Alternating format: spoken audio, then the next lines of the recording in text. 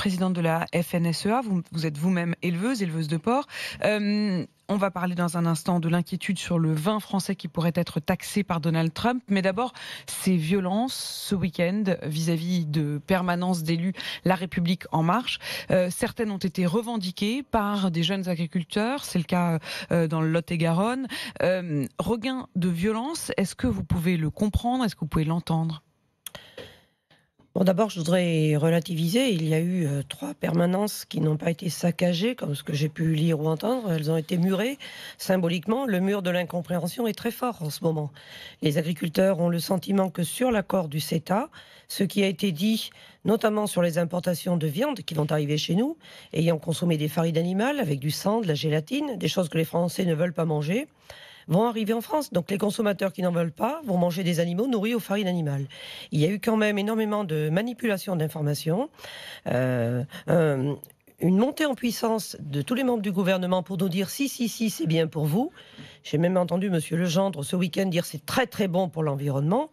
On marche sur la tête. Recevoir Greta Thunberg le matin, qui parle d'urgence écologique, qui veut sensibiliser toute une génération, et l'après-midi voter le CETA, oui, les agriculteurs se sentent trahis. Et je peux vous dire que ça gronde très fort dans les campagnes. Le climat de canicule et de sécheresse en rajoute. Mais toutes ces distorsions rajoutées, c'est incompréhensible pour le monde agricole. Mais Christiane Lambert, vous parliez des 3 permanences qui ont été en effet murées par des agriculteurs qui l'ont revendiqué. Il y a eu aussi cette violence à Perpignan.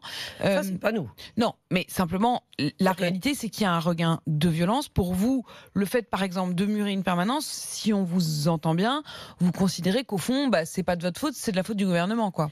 Je crois qu'il y a eu de la part de Monsieur Moreau qui s'est exprimé au nom du gouvernement pour présenter pourquoi il faut voter le CETA. Probablement quelques mots un peu forts ou quelques slogans lancés carrément en direction des éleveurs qui l'ont mal pris.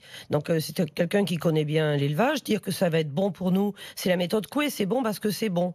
Mais en réalité, il y a quand même eu, et j'ai lu plusieurs articles le disant, des choses qui ont été très approximatives. Et on sait très bien, nous, qu'il n'y a pas de possibilité de contrôle. Ce qui nous inquiète, c'est que de plus en plus, il y a des importations de produits qui ne respectent pas du tout les mêmes règles que les nôtres. Et nous, en France, nous subissons obligation après obligation. Mais est-ce que votre responsabilité, Christiane Lambert, en tant que présidente de la FNSEA, c'est pas d'appeler au calme? Ma responsabilité, c'est bien sûr d'appeler au calme. Et c'est le mot d'ordre général. D'ailleurs, écoutez, il y a 3 cas sur 100 départements. Mais ma responsabilité, c'est aussi de dire au gouvernement, attention, vous n'écoutez pas assez. On nous a dit, il y a eu les gilets jaunes, le gouvernement va écouter. On a quand même vu que sur ce sujet du CETA, il n'y a pas eu l'écoute dont nous avions besoin. Alors j'entends que c'est bon pour certains secteurs d'activité.